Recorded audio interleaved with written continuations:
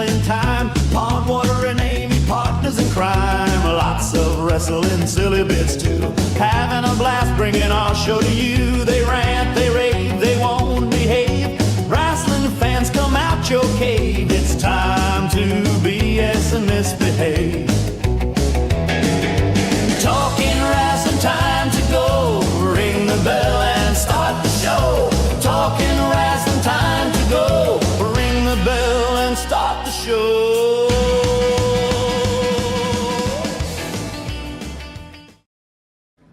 Hello and welcome in for another episode of Talking Wrestling. I'm Pond Water Dave. Joined with me as always is the First Lady of the Arn Anderson fan club.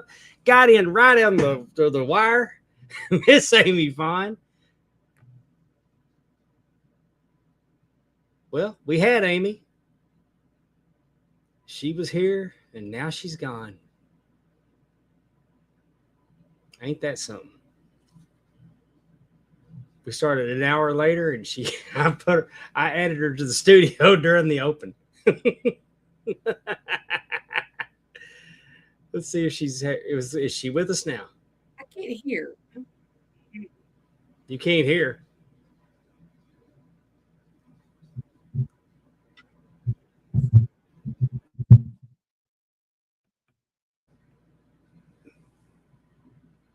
Can you hear me? Somebody in the chat, tell me if you can hear me.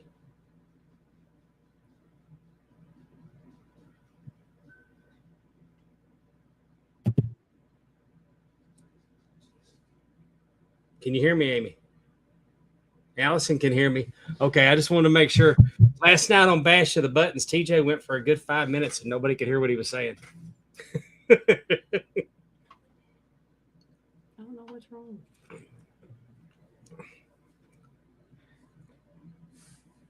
Let's just all sit here and stare at Amy and tap our toe at her. Let's shout out the chat. Matthew Elvis Presley's here. Willie Thornbrew's here. Yes, rest in peace, lover boy Dennis. Darren Staley's here. Allison's here.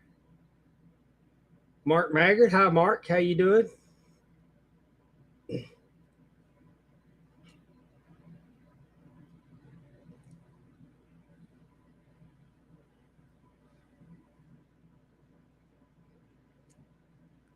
I did get your pick. So excited for you. You in yet, Amy? Are you in yet, Amy? Amy gone again. That's the cool part about doing this stuff live is it's the fun we have when it don't go right. So I guess while we're waiting on Amy, let's talk about Big Time Belts right off the bat. Big Time Belts, Facebook.com. Go on over to Facebook, join the group, Big Time Belts. Muhammad Zubair is creating, if you can dream it, he can make it. He did the Gingerbread House Championship over the holidays, the UWX Atlantic States Championship. Look at that craftsmanship on that. It is breathtaking belt. A custom Pinhead Hellraiser Championship. Whatever you want, we can do it. Big Time Belts. If you want a big gold belt, he can make you a big gold belt. If you don't have a big gold belt in your collection, are you really collecting belts? Billy Gullett, he gets his belts from Big Time Belts. He got a custom Louisiana BIW belt. I was proud to get my picture taken with him and see that craftsmanship up close and personal. Look at the One Fight Club Championship. Look at that 3D lion head. You can't beat it. The Battle Zone Light Heavyweight Championship, who had just was the first champion, was crowned this past week. The last weekend before, Sammy Wright. Sammy Wright is your Battle Zone Light Heavyweight Champion. They went there. Those tanks are relief pieces, CNC etched, and you can't beat that. I mean, like I said, high quality, low prices. We want to thank Big Time Belts for sponsoring our show. Can you hear us now, Amy? I still can't hear. I don't know what's I can wrong. hear you. I can hear you.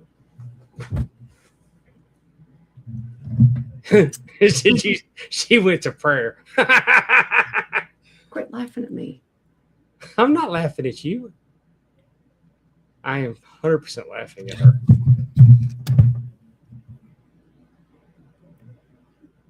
Can you hear us now, Amy? Can you hear us? Can you hear me? I can hear you. Yes. 100. Why can't I hear you? Everybody else can hear me. I mean, I don't even have my headphones on now. Why can't Can I you hear hear? you? Check.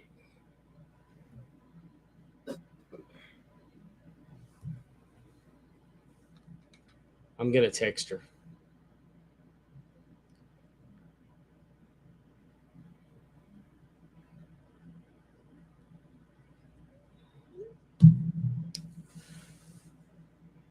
Anyway.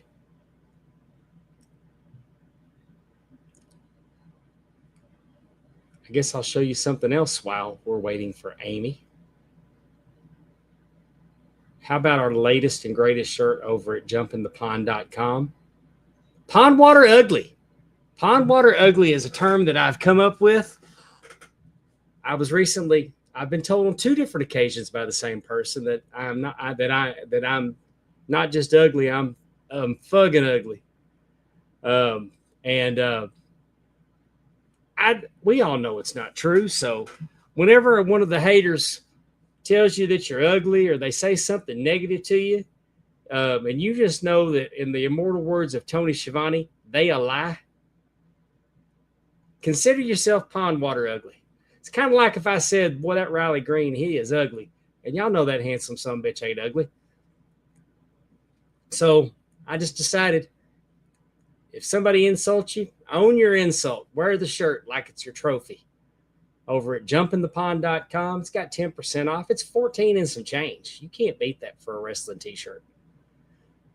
And if you can't tell by the picture, Pond Water Ugly it's spelled into the tailgate of a pickup truck with bullet holes because I've got a sick sense of humor.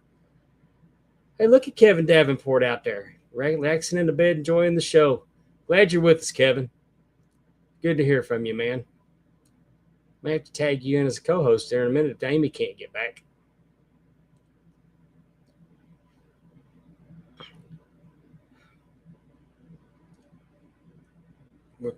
Everything is Amy, revolves around Amy this week because she got to see Arn Anderson and then she can't even get on to talk to us about it. Oh, the joy of live broadcasting. I guess I'll go ahead and tell you all about my weekend that's coming up. Catch me Friday in Florence, Mississippi. That's not Florence, Mississippi. Well, that's unfortunate. How about Saturday night then? Catch me Saturday night, March 28th at the Myrick Elementary School in Myrick, Mississippi. It's a fundraiser for the Myrick Panthers Booster Club. On this card, we will have the Hosey brothers defending that's a number 1 contenders match against Hillbilly and Pharaoh Funk. That ought to be a banger. We got Chris White going against Nick Wonder in a singles match. Chris White absolutely positively cannot stand Nick Wonder, and we all know that Nick Wonder can't stand anybody pretty much. So that one's going to be a banger. Hunter Rhodes in a non-title bout's going against Cowboy Cliff Rogers. Barry Wolf in a non-title match against Black Ranger number 2. That one ought to be interesting, especially if you got Black Ranger number 1 running around at ringside. We got Sammy Wright against Mike Smith. That's a grudge match. Mikey used to be the referee, and he turned.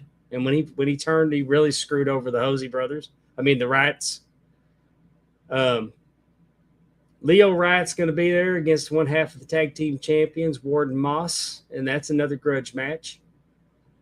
All that, and Mark, Saturday night on the 28th, I'm excited to get down there. I love working for SWA.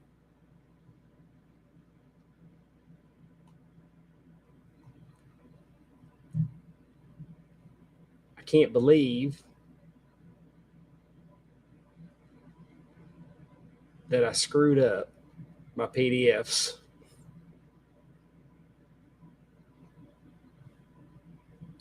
Maybe I put the two together. We'll see. But Friday night, I will be in Florence, Mississippi for Lost Art of Wrestling.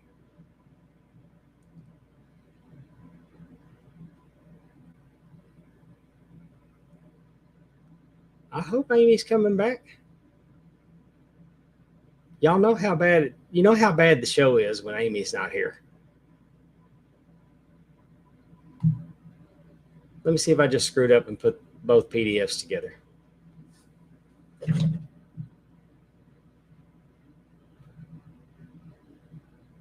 Here we go.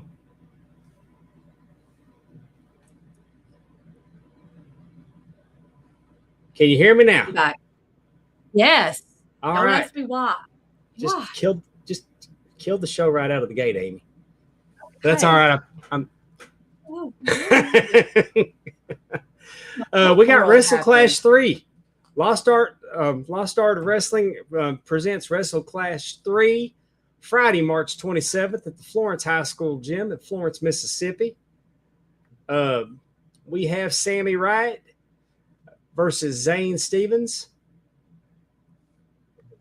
This will be for the Lost Art Heavyweight Championship. awesome.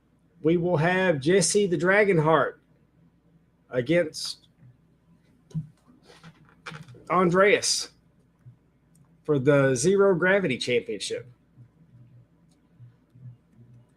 We've got El Siaco Gato versus Vladimir Koloff in a singles match. You always need more Oh, Koloff. Vladimir. That ought to be good. Jacob Walker versus Kelly Black. I apologize. The Hosey Brothers for the tag team championships against Yay! they're to defend against Punk Money. Hunter Rhodes versus Ursa Major. This ought to be a wild one. These guys, Ursa's taken an issue with Hunter Rhodes lately, so we'll see how that works out. Interesting. It's going to be a hard-hitting affair. And then we have the Days of Rage versus the Riots. This is a tag team grudge match. We have Leo. I don't know if you realize that with Eric Black over there in Days of Rage, that's Paul Wright. Paul has turned on his family. He is truly the villain. He has gone back to his old ways. He turned on his brothers. You know, they finally got Leo back in the fold. And Paul turned on him and went back to his old ways. Him and Eric Black were Days of Rage back when I started refereeing in Mississippi. Really? And I think what happened is they got Leo back in the fold, and maybe they were leaving him out too much or whatever, or just he's trying to reassert his dominance as the older brother in that family. But that proves to should be a banger of a match Friday night in Florence, Mississippi. Y'all, if you're in the area, it's a Lost Arts Christian-based promotion. The Lost is just trying to bring the Lost in. So it's a good, clean family show with a good Christian message and good wrestling. I mean, got good wrestling. Yep. You never leave any of the shows that I mentioned feeling like you didn't get your money's worth. So, Amy. Yes. Tell us about your weekend. I've got a bad buzzing in my headphones. It's not you. It was doing it while you were gone. Okay, I'm just making sure because Lord knows. What a compliment. I sound like Mark Lawrence running down the cards for the local house shows. It's where I learned it. That's where I learned it. I love it. I had a great weekend of wrestling. I was in Rome, Georgia for, let me see, did I bring my stuff in? I'm sorry, guys. I'm just flying by the seat of my pants. Where is my, it's over here. Oh, here it is. Here it is. Here it is. I went to Rome, Georgia for the 1FW, One Falls Wrestling Rumble in Rome. And so you can see the poster. This was the Rumble in Rome. Rome, as most of you all know, if you are any kind of wrestling fan, is the home of my favorite wrestler, Arn Anderson. And he was having a homecoming at the Rumble in Rome. And we've got some pictures, but I'm trying to get them to load. Oh, okay. I was just going to say, I took my sister went. She is kind of used to me dragging her to wrestling events as she is 2 years younger than me. So she watched Saturday night's main event with me. She went to Pondwater's house with me. And so she's always down for a good trip. And a mutual friend, Trish, she came with us. But most important, we brought my nephew, Ross, who is 6, and my niece, Finn, is 4, who are really, really getting into wrestling. They love, Ross loves Penta. It's his favorite wrestler. He has also fell in love or likes Glacier and Jeff Jarrett, both of who are on the poster, and we got to do some wrestling at the Rumble in Rome. My sweet niece Finley, she likes Oba Fimmy with his little dancing. She likes to do that. And she also likes Rhea Ripley, but who doesn't, right? But I I get all hooked up. So we got there. All right, we got there. Like I said, we got autographs with QT, Marshall, Harley Cameron. Yes. Jeff Jarrett, Tony Schiavone was there, and Glacier. My niece and nephew, like I said, we got our picture taken with them. They had a great time. And then I got autographs of Brock. Oh, this is Brock. I got Brock's autograph, who was one of my favorites. And of course, my Mr. Arn Anderson, as always, he gave me an autograph. And it was a great time. The matches were fantastic. They had several titles up for grab. We did not make it through. There was a tables match with the dude from Cobra Kai. Paul Walterhausen. Yes. Paul Walterhausen. And it was bloody. I mean, early. And they went around the ring and they went outside the ring. That was my niece and nephew they were not scared, but they were definitely interested in wanting to know where they were and all that stuff. Cosplay Sting was sitting right in front of us. So the kids got to experience Crow Sting, which was kind of fun. We did not stay for the last match, which was a cage match, only because at that point we had been there 5 hours. It was, we got there for VIP signing at 5:30. The doors opened at 6. That's when I got my autograph with Arn. The matches started at 7. They had 2 dark matches and then just a slew of other matches. And at 10:30, the kids were done. And I don't blame them. We all were tired. And so I missed that match. But everything else was really, really good. We had a great time. Well, let me bring up the image.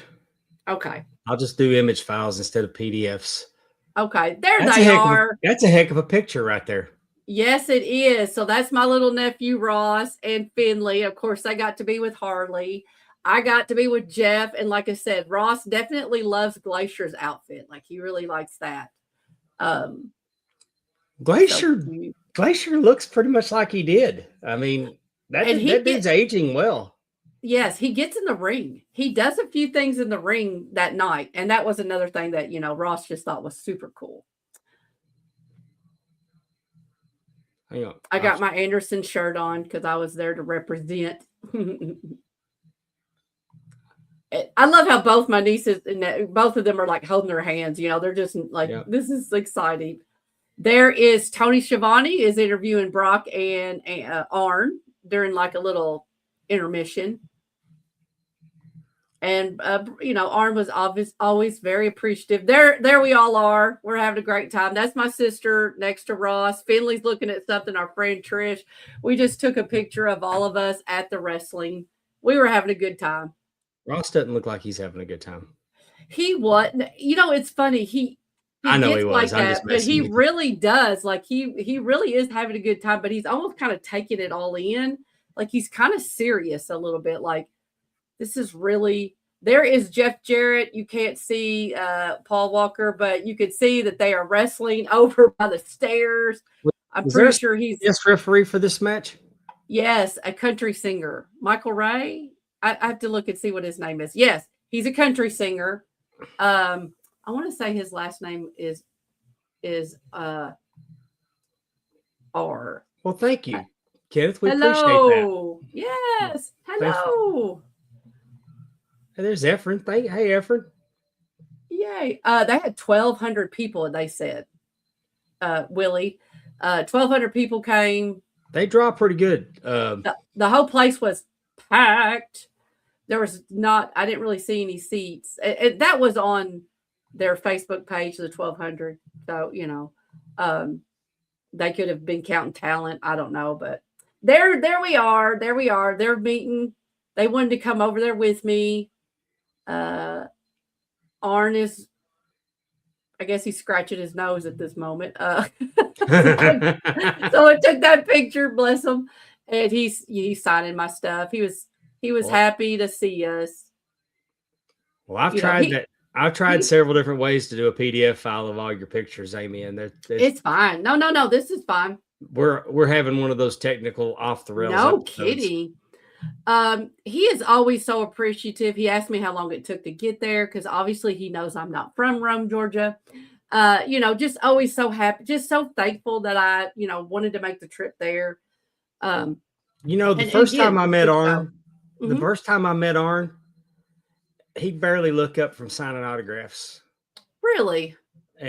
But the second time and every time after that, he's been I think after he left WWE, it just took all that pressure off of him.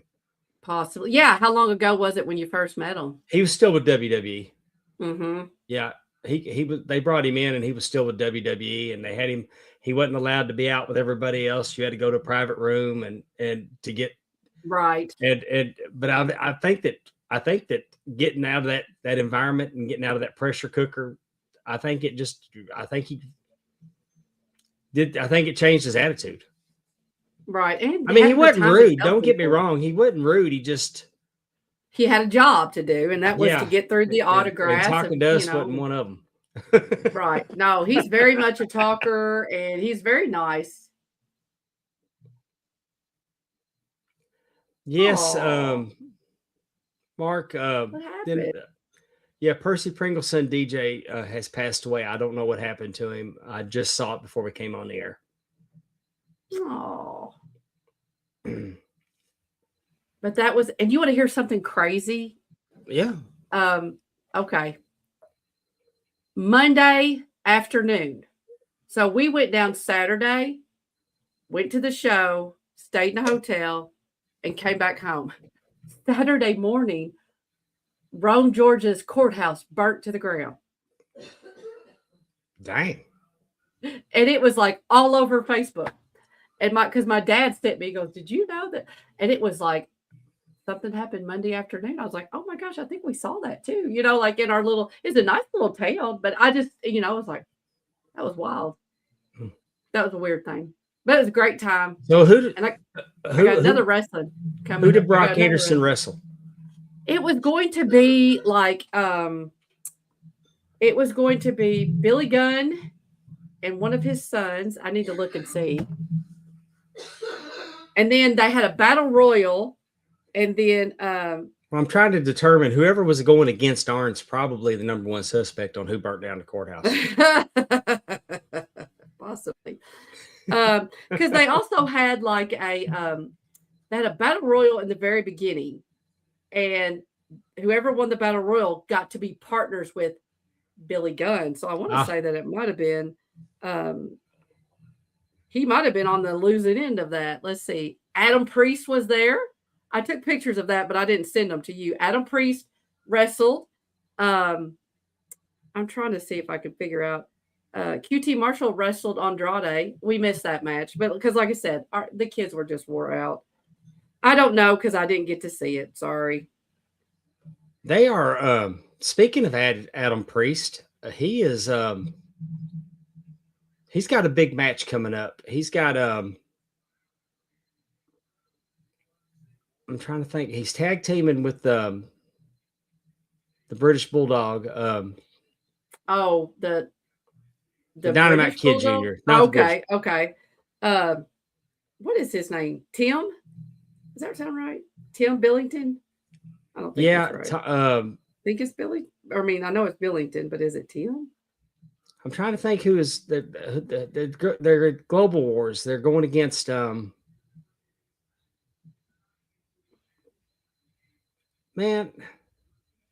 We ought to just turn this thing off today because we are not. We're not showing Kenneth much, our new subscriber. Yeah, Kenneth's like, this show is dog shit. It's going to be Eddie Kingston and Ortiz are going to be going against Adam Priest and Tommy Billington. It's going to be at Ring of Honor MLP Global Wars this Friday on Triller. Okay. 7 Eastern. That will be good. I mean, as I like Adam Priest. I mean, I really do. Not to like.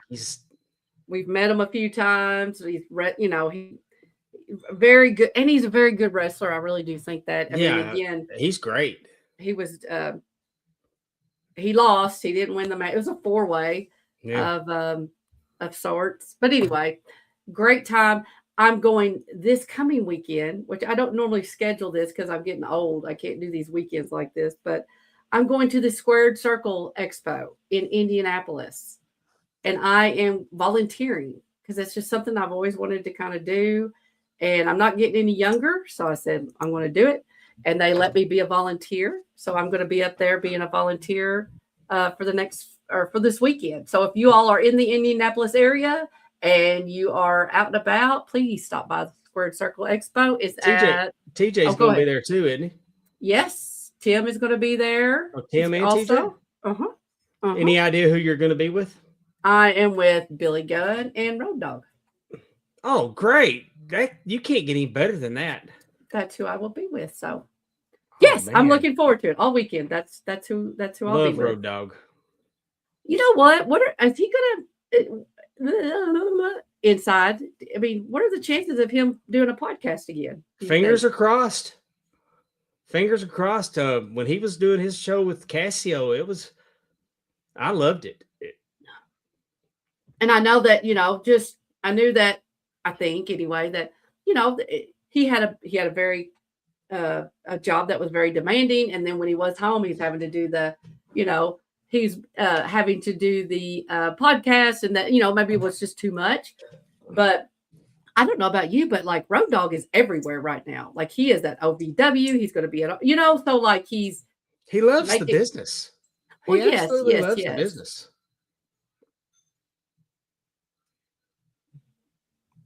Someone we all know and love who is looking down from heaven, maybe SCE. Really? Maybe representing. Now I'm solving mysteries. I need to think about that. Well, Amy. Yes. Tell me. Sounds like you had a big weekend. It sounds like you had a good weekend. I think it's cool that you get to share that with your family. It's always, wrestling's a lot more fun when you take kids with you. Oh. I had that with my granddaughter Aubrey was here Sunday, and she was back here we were playing hide and seek. So I was hiding in my office chair, and I just sat here waiting for her to figure out that she could come around here and look. And when she came back here, she got to looking behind me, and she saw my great Kabuki action figure. She's asking me about the nunchucks and who he was, and then she looked up and she saw really? Bruiser, and she saw Bruiser Brody, and want to know why he was holding a chain. So I threw Kabuki and Bruiser Brody into the YouTube, and I found a match where Kabuki tag teamed with Giant Baba against Bruiser Brody and Killer Tim Brooks from Japan. The kid was locked in for 12 minutes with Japanese commentary. I love it. She called him the guy with the green hands because he blew the mist on his hands and made them green, and wanted to know why Bruiser Brody put his chain down. But yes, he was locked in on Kabuki and Bruiser Brody. And so what I'm saying is that while Maddie is kind of aged out on wrestling for me right now, because she's fixed to start driving. Right. She might be a little too cool for it. And Patrick is busy, and we don't get, but when he's here, we watch it. Right. But now I've got Aubrey that locks in on really good wrestling. I love it. So well, and 12 minutes.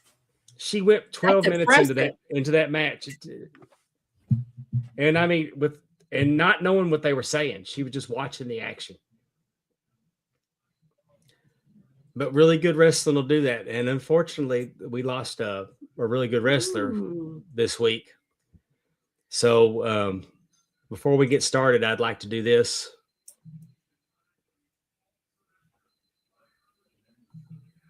Well, oh, come on.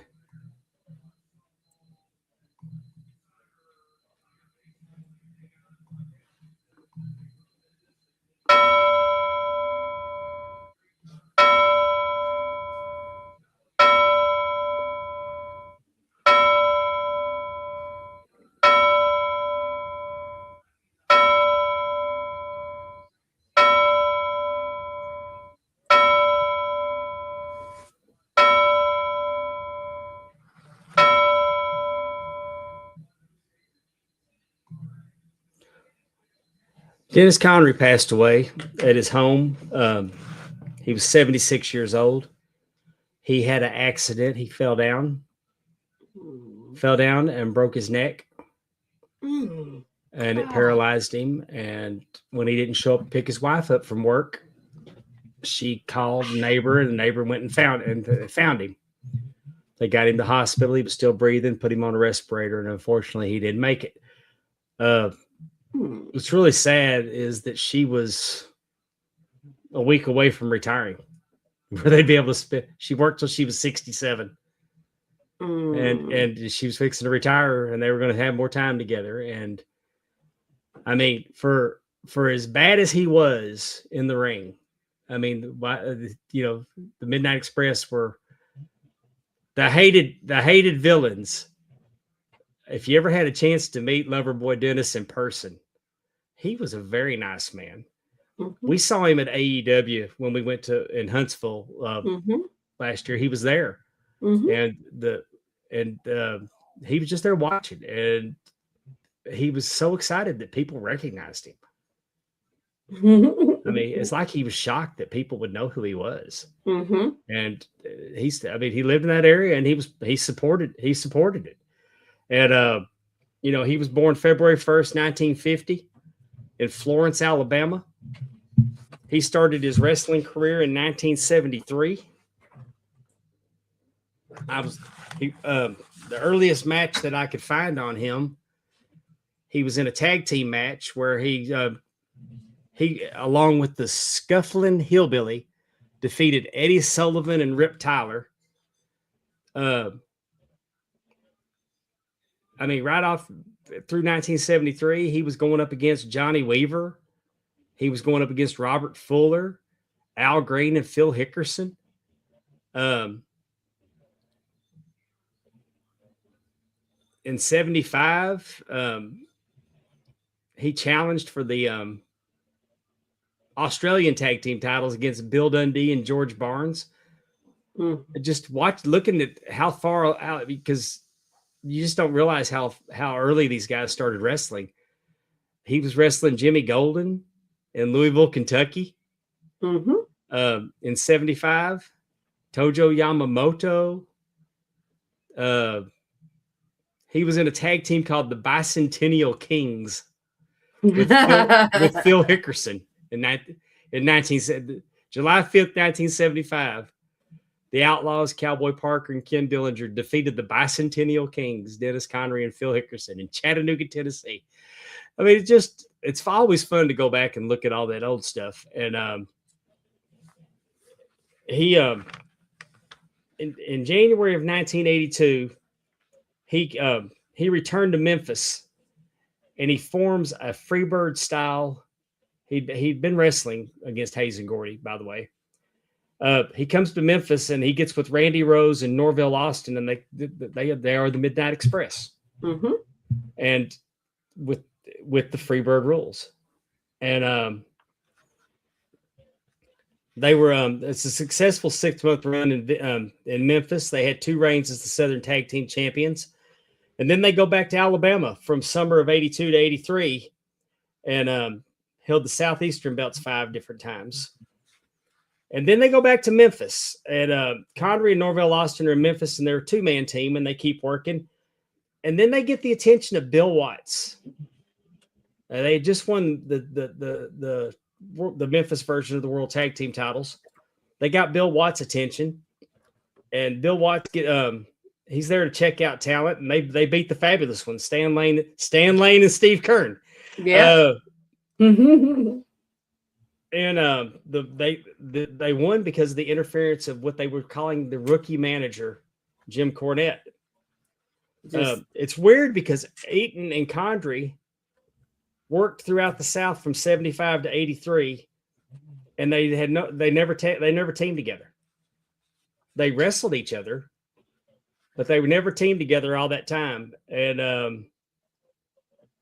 then Dennis Condrey one night got to the matches, and there's a guy named Tank Morgan, and Tank Morgan brags for a month that he's going to wrestle the Bear. He's going to wrestling Bear, and he left the territory, so they put Dennis in there with the Bear. And Dennis said he didn't win, but after the locker room reaction was, "Don't mess with the guy. He fought the Bear, so he's not scared of us." Right. Are you referencing this book? I am. Or were you just? I thought so, because I saw that. Aha! What number do you have? I'm just curious.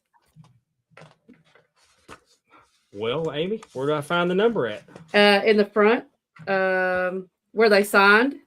Do you have it autographed? I do. Down at the bottom? I don't see a number. Oh. I don't see a number on mine. All right. That's weird. I don't know what that means. What? Anyway, yeah, I'm referencing the book. This is, can I tell you? Okay, again. Yes, you please. I know. I we've talked about the Midnight Express before and other things that we've done, and just what a great tag team they were. Again, no one is a historian like Jim Cornette. I mean, absolutely wrote everything down that you could possibly ever want. This book, if you ever can get your hands on it, is just a November. He goes through the whole entire month, what they made, what the house was.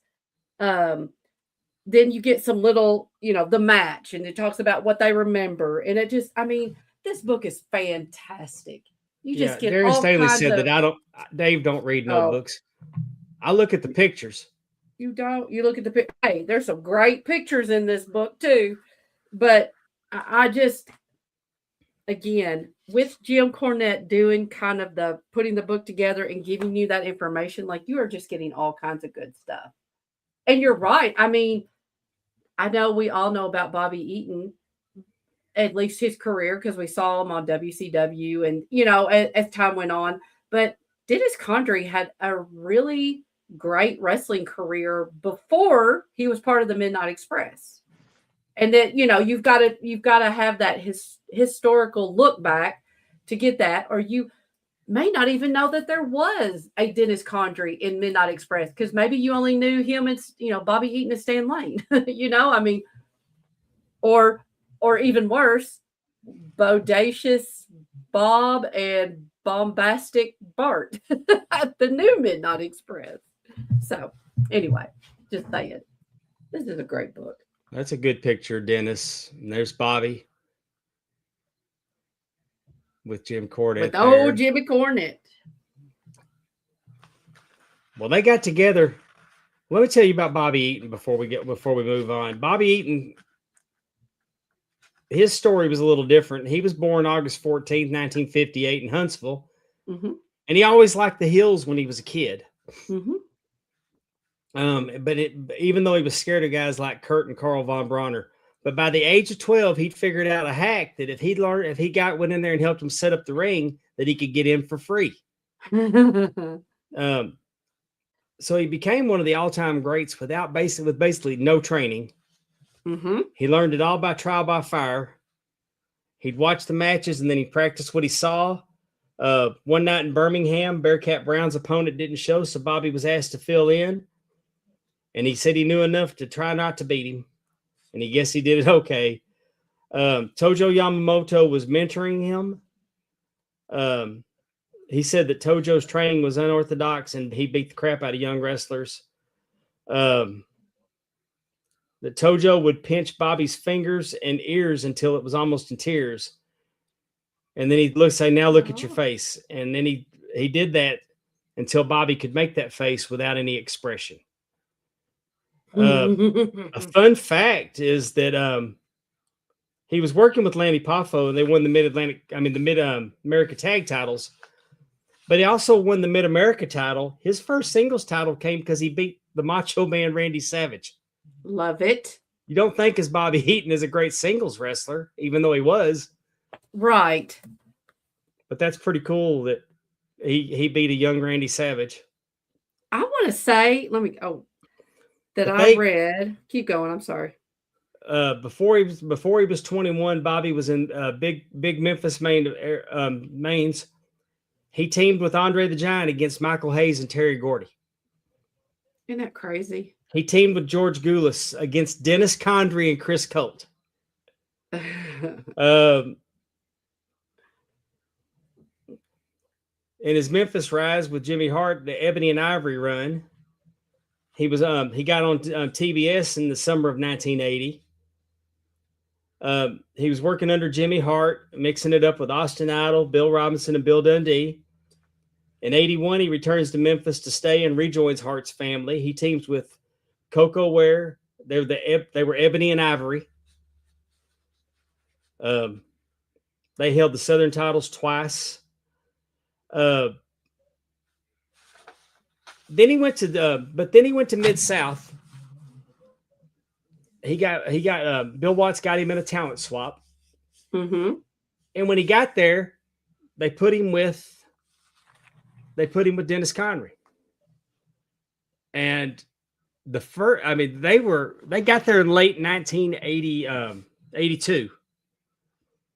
But in January of 83, they worked 32 times in 31 days. Ooh. Oh. And they got into a feud with Magnum TA and Mr. Wrestling 2, who were the Mid-South Tag Team Champions. Who was do you know who Mr. Wrestling 2 was? I mean, was it anybody Tim Woods. Tim Woods, okay. But he was wrestling them. They had a match where they tarred and feathered Magnum TA. Yes. They had a match where they gave 10 licks with the belt. And this was all leading to the Magnum Mr. Wrestling 2 breakup. Right. And they won the Mid-South Tag Team Championships. And then they started working with a team that did a little something called the Rock and Roll Express. And that was in Mid-South. Now, when you think about it, that says a lot about Bill Watts. He put Bobby Eaton and Dennis Condrey together. Mm-hmm. He put Buddy Roberts with the Freebirds. When did Jim Cornette join them? Jim Cornette joined him, but he was already managing Dennis Connery in Norvell Austin in Memphis. So that he go ahead. He brought him down. He brought him down, and okay. But and I've said this, and I've said this, and I've said this, that your favorite tag teams are nothing without bad guys. 100%. The Von Erichs, as good as they were, would not have blown up the way they did without the Freebirds. Mm-hmm. And the Rock and Roll Express, as good as they were, needed the Midnight Express. And I'll go you another one. Then they went to Dallas when they finished up. Look at them. They came to Dallas. I mean, look at that mess. And they're wearing the world-class tag team belts. Mm-hmm. Unfortunately, they didn't get their chance tag teaming against the Von Erichs. They didn't get put in that position. But they were against the Fantastics, Tommy Rogers and Bobby Fulton. And I mean, I hated Jim Cornette. God, I hated Jim Cornette. And I hated the Midnight Express. They were, I mean, Cornette was, I mean, he was, the promos he was cutting, this was in 85. Mm. And Willie even says, how does it make sense the Rock and Roll Express or the WWE Hall of Fame, but the Midnight Express are not? It's got to be I don't know. Do you think it's a Jim Cornette thing? They had Jim Cornette induct the Rock and Roll Express. I know, but I'm just saying, do you think, but I know, but that's different than getting inducted into the WWE. Yeah. I mean, he's the only one that's alive of this group besides Stan Lane. You have to go. I don't know if Norvell Austin and Randy Rose are still around. Oh, I don't either. I was just sitting there thinking about, like, is it possible that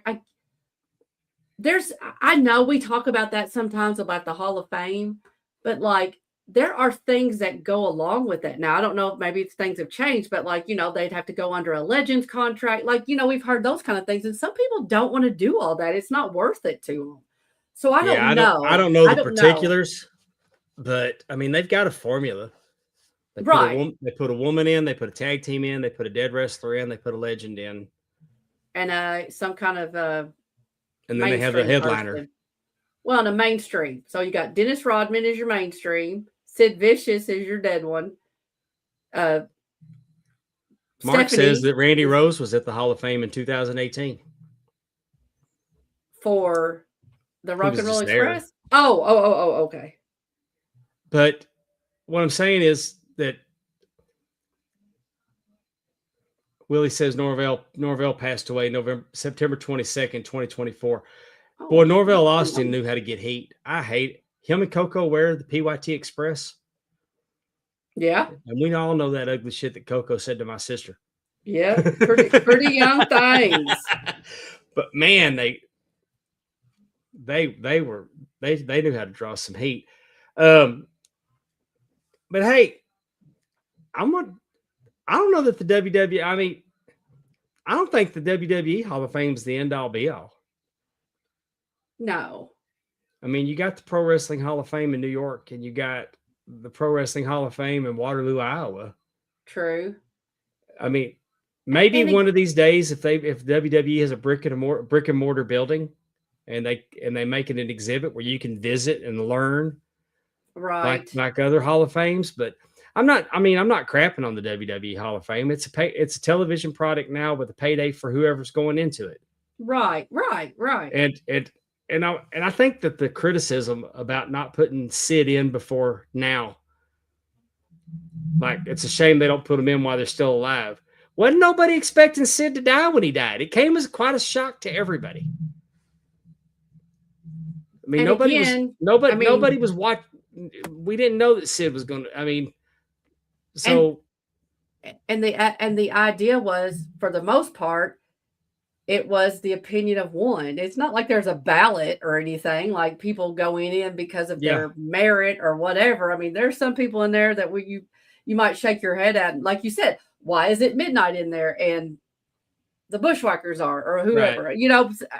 but I'm just saying, it's just one of those things that, you got to have the family on board. And, there's a lot of different things. It's not everybody will necessarily think it's an honor to go into the Hall of Fame, depending on the family or what else is going on in their lives. It's all I'm saying. I don't know. And they didn't ask me to be. But I mean, they're right and wrongs. Yeah.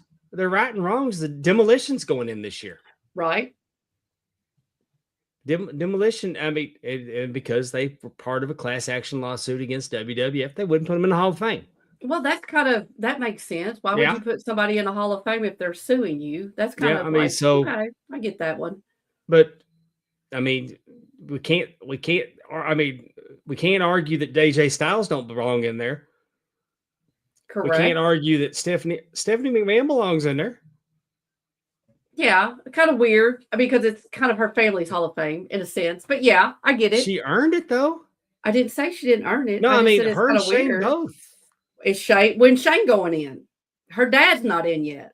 You know what I'm saying? What about Linda? Is Linda going in? I'm just saying. I get it. I get it. It's just all pomp and circumstance. Yeah, I know. I mean, I get it, but And I'm glad to see Sid's going in, and I want to know why Miss Elizabeth isn't in. Exactly. I mean, is it family? Is it what is it? But back to it.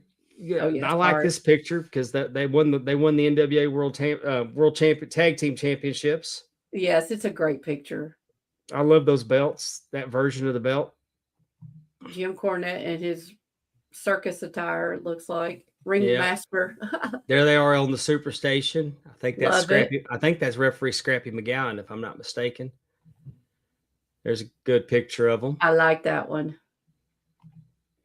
Here's a picture of them with the tag belts. Just always with the bandana. Like it's just, I mean, I like that. It's just something about it because rock and roll, they got all the, bandanas all the way across their arms and legs. It's just that was a huge thing in the 80s, throwing some bandanas on you. And a mullet. A good old mullet. I mean, these guys were just good. Yes. I mean, there's nothing about their look that you look at Ricky and Robert, you look at Bobby Fulton and Tommy Rogers, you look at Stan Lane and Steve Kern, even Hayes and Gordy. Mm-hmm. You look at Rude and Manny Fernandez. Mm-hmm. These guys just look like they could whoop some butt. That's what I'm saying is that Bobby's pointing to the badass of the team. Mm-hmm. But I'm not. I mean, they just look like a couple of guys. But you put them with Cornette, and the magic happened in the ring, and you just wanted to see them get beat. There was a reason. There was a reason they were outdrawing Dusty and Rick. They were supposed to be the B show. Mm-hmm. And they were outdrawing the A show. And the Rock and Roll Express gets credit for it. But again, without the Midnight Express. And we're not going to talk about the Stan Lane version tonight. We're just talking about Bobby and Dennis. And this was my favorite incarnation. But when I talk about when they changed it out to Stan Lane, there was no drop off. Right. I mean, it's 1 and 1A. There's no drop off when they changed. It did not mess up the dynamic. I do think for the longest time, just for me, I did not know there was a Dennis Condrey, honestly, just because that the first probably the first one that I really remember in putting together Midnight Express was Bobby Eaton and Stan Lane. I mean, it just is what it is. And let's not forget that Dennis Connery, along with Randy Rose, was managed by, at the time, Paulie Dangerously. What a mess. Now, I think that nobody would argue with could be considered the greatest wrestling manager of all time now. Now, is this after he left Midnight Express? That he left. He left for a while. He had some personal business. He told us in 2005 in a Q&A, he referenced what was going on, and I'm not going to repeat it. because I've never heard it again. So just personal stuff. Yeah, I mean, and it was an interesting terminology, and I hate to do that to y'all, but out of respect, I've never heard the story told again, and so I'm not going to. And I mean, because Cornette's had every opportunity to share it, and he don't. Right. Whatever was going on with him, he got it, and then he was back on the road, and he went to the AWA when got back with Randy Rose and Polly Dangerously, and then we all know they showed up in a. They showed up on the Superstation and attacked, Cornette. Jim Cornette took the phone call. Oh yeah, and bled a gusher in a white suit on the Superstation. It was Holly. I mean, they baby-faced them. Now I will say, in defense of the Midnight Express, I think it was easier to babyface them with Stan Lane. I don't know that you'd ever made Dennis Condrey a babyface. That's probably true. Just look how young. I mean, he probably was only 20 here in this picture. Look how young Paul Heyman is. Yeah. Like, that's crazy. With his phone. It's a cool, again, got the bandana. He really liked a good bandana. I liked it, though. Yeah, he always wore them around his neck. Yeah. Everything. There's another picture of him. I love that. Like I said, the best. That's my favorite version of the NWA Tag Team Championships. Mm-hmm.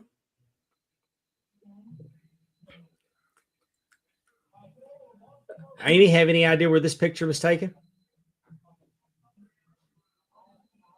What, like Memphis? No. Oh, where? That's the Sportatorium. Oh, duh! I don't know why. I should have known that. I thought I threw you a softball. I know. Well, honestly, I was sitting there just looking at the green jacket and the red. I was thinking Christmas. I should have, Star Wars Christmas. I'm sorry. I don't know. I had a moment. Look at that. So lucky. Look at you. Who is that person in the ring? Man, look how young you look.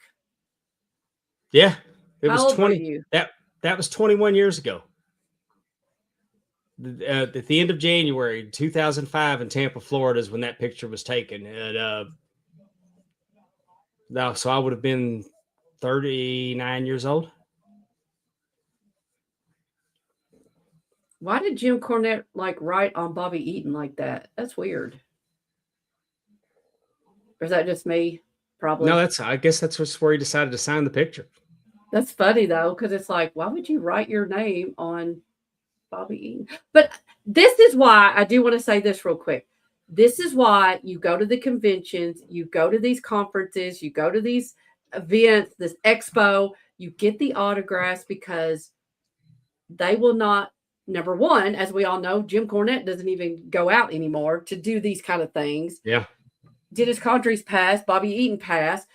You lose that piece of history, and you got to be part of that. You have that book that says, or picture, I'm sorry, not book. You have that picture. Oh, this is a huge deal that I got that just getting a picture with two of them would have been great, but I got all three of them. Yeah. And four, really, with Jim Cornette. Again. Yeah, it's awesome. But I mean, go to the conventions, go to the expo, get those autographs, people. And I'm not ashamed to tell you, I was marking out.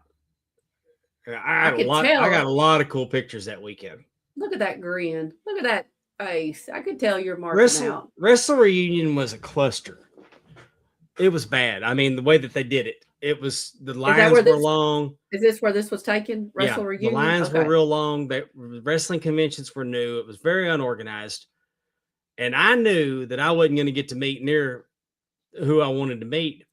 But you could go over and they had a professional photographer and you could pay and they'd go get the wrestler and the wrestler come over and take a picture with you. Right. And I probably spent $700-800 on pictures. But it got to a point where, there's a picture of me with Harley Race, Terry Funk, Kevin Von Erich, Mick Foley, and Jack Briscoe. And the photographer saw me and said, "Hey Dave, come here, jump in there and get this." So I'm standing in the middle of all these legends and the camera, he's having to work on the camera because the camera's messing up. Mm-hmm. And I'm just sitting there listening to him talk.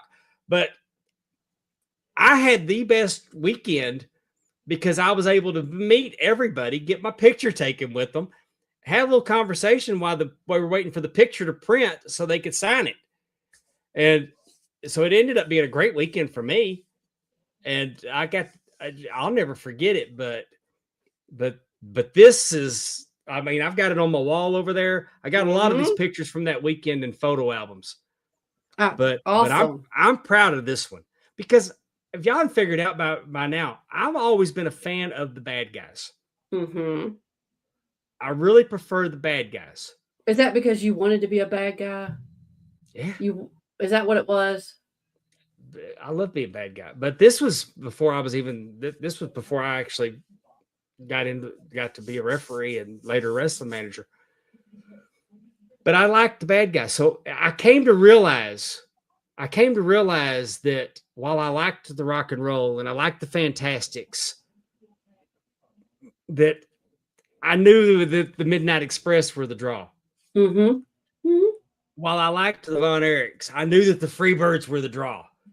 While I liked Kerry Von Erich and I liked Magnum TA and I liked Dusty Rhodes, I knew Ric Flair.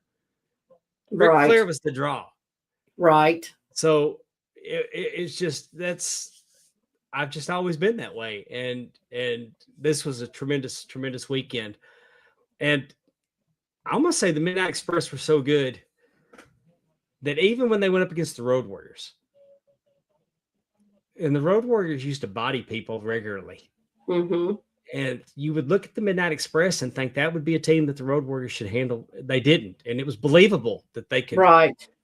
You know, and you had Cornette with the tennis racket. And of course, they did the scaffold matches. And I just think that they belong in every Hall of Fame. I am so, and Dax Harwood, bless his heart, the Condreys didn't ask for anything. His widow did not ask for anything, but Dax just wanted to set up a GoFundMe to help with the burial. And I mean, I think they started out and he asked permission and she said, I just rather have thoughts and prayers, but that's fine. Thank you. And last time I checked, it was like $37,000 already in it. And that ain't gonna bring Dennis back, but it will help do some things that, I mean, again, wrestling your whole life, there's no, retirement fund for that, I mean, I'm sure that will be beneficial to her.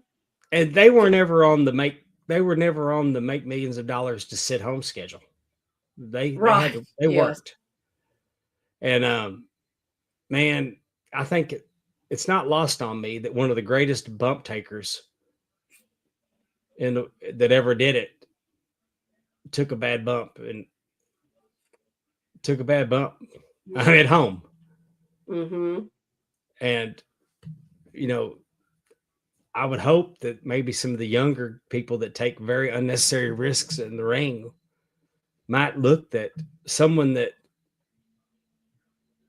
I mean, yeah, he was an older man, but still, he fell down and hit his head and broke his neck and was paralyzed. And if it could happen to him, it could happen to them. Anyway. Yeah. But prayers are with his wife. I know I feel so bad for her and and Jim Cornette is buried his friends and I mean, nobody says anything. Nobody's got a bad word to say about Dennis Condrey. I mean, I listened to Bully Ray talk about the time him and Devon got to wrestle the Midnight Express the day that their WWE contract expired. And he said it was work. It was work. They got in the ring and worked. What year was that? He said it. I can't remember. Sorry. Because he said the WWE called him and let him know that we own the Dudley name. Right. And but he said that like that he was glad that he got that opportunity. I feel bad for Rick. I mean, everybody that knew him. Ricky Morton, Robert Gibson, Bobby Fulton. You know, they did so much for so many. And did it for a long time. So I don't know what else to say about them. They were just fun to watch, and I enjoyed their time. I enjoyed when they were here in Dallas. And they did start focusing a little more. They did start focusing a little more with Jim Cornette. Put him in a program with Sunshine. Mm-hmm. But I mean, he was a talker, and they weren't never going to put Kerry and Kevin. They were never going to put Kerry and Kevin or Mike against them. Right. Which sucked. I mean, but the Von Erichs really, other than the 6-man against the Freebirds, were really never marketed that heavily as a tag team. They all kind of did they were singles champions. Later, Kerry and Kevin teamed and won the tag belts, but I think that was a lost opportunity I don't think unfortunately Fritz did not appreciate what he had there. And he had them, they were along the lines of the Super Destroyer. Right. That level of tag team. Because even the Freebirds didn't hold they focused more on the 6-man than they did the regular tag titles. Right. I mean, it was a great vehicle for Gino and Chris. Then with Gino and Chris, they put the Von Erichs against them. But man, could you imagine a program with the Midnight Express? I think. Go ahead. I mean, what could have been, but it worked out all right for them. They set the Crockett territory was set on fire, and the Midnight. I mean, you can't mention the greatest. If they are on the Mount, without a doubt, on the Mount Rushmore of tag team wrestling. Yeah, I've read somewhere. I wish I don't think it was in that book. It might have been, but like between Bobby Eaton and Dennis Condrey as tag teams, people, all the different tag teams, like they had, as Midnight Express, I guess, they had won like over 50 tag team titles. So that would be Dennis with Randy Rowe, like it was any carnation with either Dennis Condrey or Bobby Eaton, in there. That's a lot. That is a lot. And that's a lot of different ones. It wasn't like they won, like you said, the world-class titles, 50 times.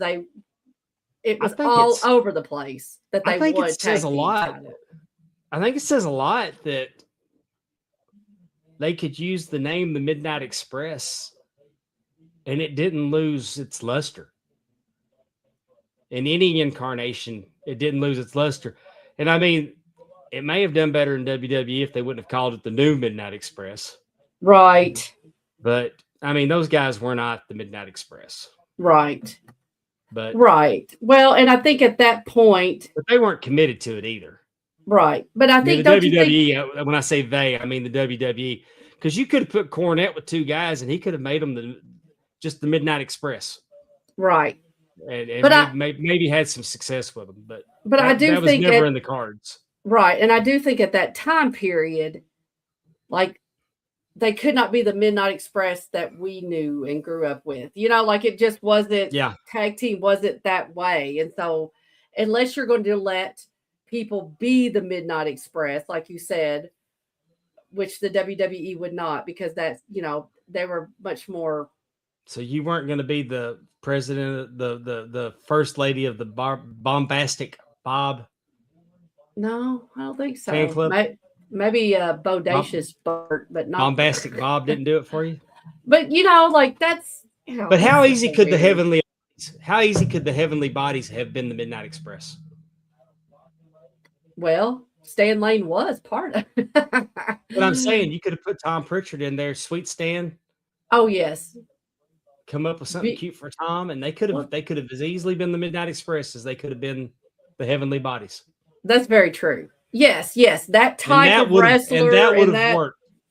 Definitely. But yes. But ifs and buts or candies and nuts, we'd all have a Merry Christmas. But rest in peace to two of the best that ever did it. And I mean, I hate, you know, we talk about old wrestling all the time. And tomorrow night I'm going to do a episode of That Boy Was Busy about the Midnight Express with the mentioned January of 83 with the 32 matches in 31 days. That's crazy. Have you looked at it yet? I want to know what was the double day or what was the double shot that they did? The double shot would have been television in Shreveport.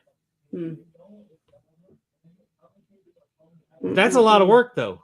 I don't believe I've done one on anybody that worked more matches than there were days in the month yet. No, I mean Arn was the closest. That is rough. Just think about working every day, no day off.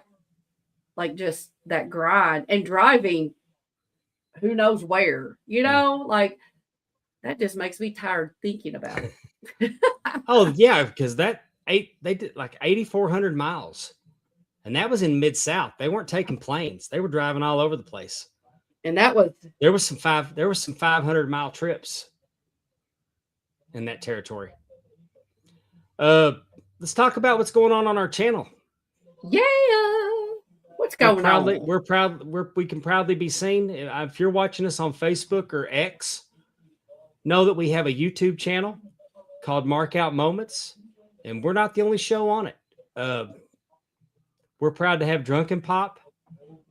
Drunken Pop is they do a show about pop culture. They take a month and a year and just do a deep dive into it with sports, television, everything that's pop culture. Exactly. And it's cool because it helps you remember like what was going on at that time. I really enjoy those things. And I think they're fixing to start mixing some wrestling back into them. Oh yeah. They tried to get away from the wrestling because there was so much wrestling on here. Right. But sometimes you don't dance with the one that brought you. And I think that they're going to try to mix a little wrestling back in there.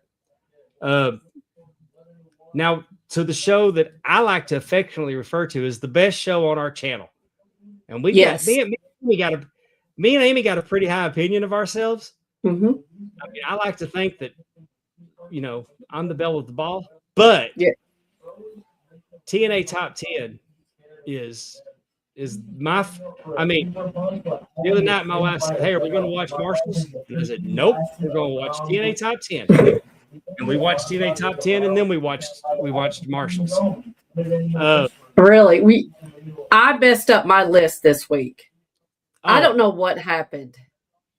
I guess what'd you do? Well, I saved the screenshot of my top 20, top 22. Uh-huh. There was cartoons that I knew, like there was cartoon themes that I know that I had put very high on the list. But as I did more of them, it pushed them down and pushed them out. Because this week's show was animated TV show themes. Right. But so I knew the kids don't remember Josie and the Pussycats. Right. But I do. Right. But I knew that Animaniacs was, spoiler alert, number one. Loved Animaniacs. But I thought I had Pinky and the Brain in the top 10, and I must have pushed them all the way down. Really? Well, yeah, maybe. For whatever reason in my brain, it got flipped and I started putting my favorite cartoons. Like I wasn't even thinking about the songs. So I was like, I probably messed up the whole thing because I was like, Jose and the Pussycats. Hey, but the Pink Panther was on my list. Mm-hmm. Yeah. But there was some that weren't even on there though, and I remember like Tom Slick. Never. What was that? Never even heard of that cartoon. It came on with like Tom Slick, George of the Jungle, that type of cartoon block. The Wacky Racers. Wacky Racers. I remember Speed Racers, but I don't know. Oh yeah, Speed Racer was a great theme song too, and it wasn't on there. What was Wacky Racers? The Wacky Racers was like all of the like Dick Dastardly, Penelope Pitstop, all the Hanna-Barbera characters were in like different kind of. They did like a cannonball run. They raced every week. They raced every week, and you had Dick Dastardly and Muttley trying to. But even the Adventures of Penelope Pitstop, Stop the Pigeon. That was a great Underdog. There was so many. Interesting. And I will admit that when I voted for Carmen Sandiego, I was basing it more on the live show than the cartoon. Right. Yeah. They had that great theme with that a cappella group, Rockapella. Yes. Where in the world is that? Well, like I said, I voted for my favorite show. Somehow it got flipped in my head, and so anyway, but Terry, T-Weave, Andrew, and Allison Faye do a great job on that show. They talk about the baseball, they talk about the wrestling, and then they talk about their top 10. And it was it's always a fun listen.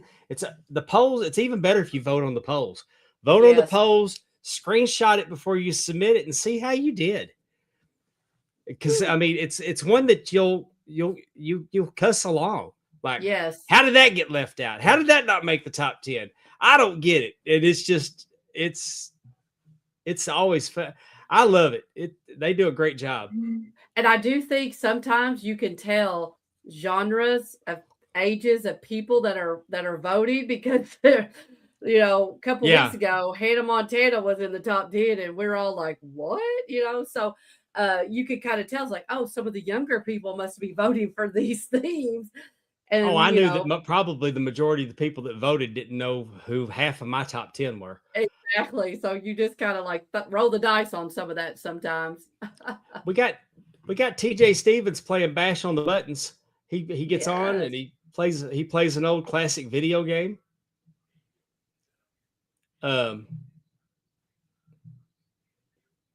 Also, the TNA Top 10 says, we're welcome for ideas for lists. Not all ideas you put together, but all ideas are welcome.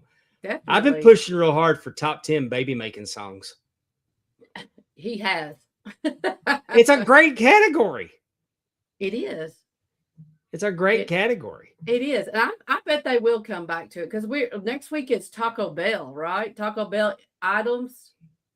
Yeah. I believe. Top 10 Taco Bell items. Because I think this was the last. So yes, I'm sure Bell Beefer. I'm sure the Bell Beefer will not make the top 10. Bell Beefer. But it is great. The Bell Beefer was greatness. Bell Beefer. Anyway, TJ's over here on Bash on the Buttons. He's playing classic video games. It's if you're into like Nintendos and Segas and all the classic stuff. Nostalgic. Join TJ. Set your alerts when we go live. You'll see it. That boy was busy.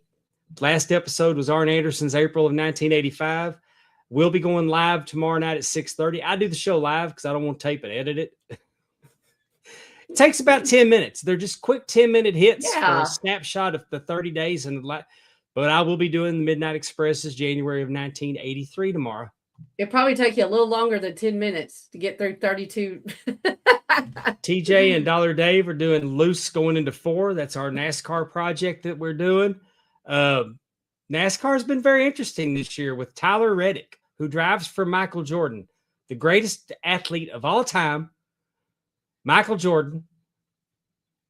His team has won 4 of the first 6 races this season. That's crazy, right? His driver, Tyler Reddick, who drives the 45. Yeah. Is the first driver to ever win the first 3 races of a season. That's and 4 out of 6, he's in company of 2 other drivers, one of them being Dale Earnhardt. I can't remember who the other one was. I heard it earlier today. I can't remember it. And I'm loving it because the conspiracy theory is because Michael Jordan sued NASCAR that they've rigged the races where he gets to win them all this year. Makes perfect sense, right? Yeah. Eras of Golden, exploring the golden era of WWF. Last episode was Hulk Hogan. Dave does a good job with that one. There should be an interview coming up, right? Yep. and then we got Legends. Let's rethink this. He did What If Surfer Sting had been the third man for the NWO? It's kind of just reimagining the angle if somebody else would have done it. Over on the DAV network, we got the Double Drop Kick podcast. Kevin Davenport does a great job on that. We're glad that he's feeling a little better where he can do them now. And then we got Spanning the Globe. Thursday nights, they go live. They're on YouTube. They're on Facebook. Those boys, if you like wrestling belts, they get in. They do, and they put independent wrestlers on. Mm-hmm. They do a lot like we do, but they do more wrestling belts. So check all them out. We appreciate you checking us out and hanging in with us with all my technical delays. Loose going into 4 with Sonny's nickname in WWF. Matthew. I love it. I want to remind everybody that of our merchandise, jumpinthepond.com. Everything's 10% off, including our new shirt, Pond Water Ugly. Oh gosh, Lord help me. Pond water, man, that's pretty ugly to be pond water ugly. No, it's actually not. It's not. No. You were having technical difficulties when I explained the concept. Oh, yes, I'm sorry. I had recently been told on 2 different occasions by the same person that I'm pretty ugly. Oh. And Tep should not be saying that to you. That is no, so Tep rude. didn't say that to me. I'm aggravating. I know who said it. But the person that said it to me, I got to take them at their word, because if they don't know anything else, they know what it's like to be ugly. I mean, if he ever loses his job, he can get a job as a scarecrow. Oh my! But what I'm saying is, if somebody says something ugly, tells you you're ugly, or says something negative to you, or something that's just so outrageous that they can only be described as lying, mm-hmm. then you own it by saying you're pond water ugly. Like if I said Riley Green, that some bitch looks horrible. Everybody knows that I'm lying. True. He's freaking dreamy. Yes, he is. He's got to deal with the devil. Nobody should be that good looking. But then you own it by saying you're pond water ugly, and that's your trophy, that's your title belt. That's what you just own it, because they a lie. That is a lie. You can turn a negative into a positive. Everything's in the eye of the beholder. I don't think we should call anybody ugly. I'm not into that. That's kind of rude. Oh yeah. I know it was. You call me a lot of things, but you don't call me ugly. You can call me a lot of things. Yeah. Don't call me ugly, and don't call me late for supper. That's right. I like that, though. I like the shirt. Willie says, Amy, you don't need to apologize as much as you do. I know. And then Terry says she will probably apologize for apologizing too much. I was getting ready to. I'm sorry. Tim said pond water is ugly. Oh. Tim would know. But Tim's not the originator. Tim is a bandwagoner. Oh, that's funny. Y'all are something else. But we love y'all. We love you all. I love y'all all. Look at that. We do. We want to thank y'all for joining us this week. Thank you for putting up with all of our technical difficulties. I don't know why. This was just like, I only am on this computer to do this. So like whenever anything is changed, it's like, I didn't touch it. I don't understand why it's doing this. Maybe Loverboy Dennis and beautiful Bobby were screwing with us. They were just being heels one last time. I guess. Imagine though, honestly, I'm just going to say it. Imagine what the reunion was like. I do believe that. Oh, you're so nice to me. Yeah, but don't take that as a compliment. That's probably not. I don't think if it's the opposite. It's the opposite of what they're saying about me. So I think Tim just crapped on you, Amy. Oh man, Matthew, I'm throwing a flag on that bull. Please do. I think you look better than socks on a chicken. We might not have the yeah.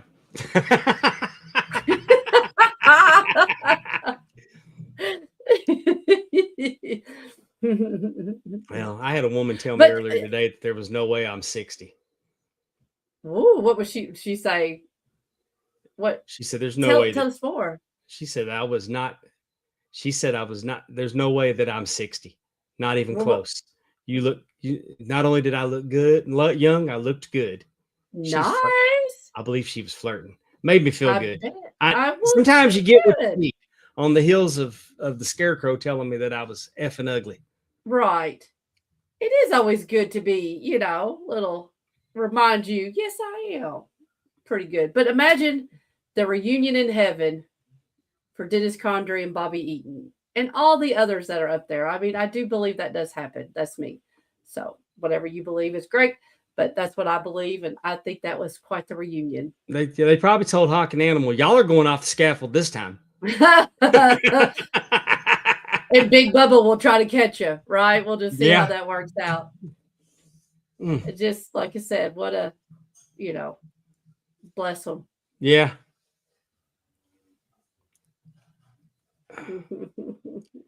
Well, we're going to get out of here.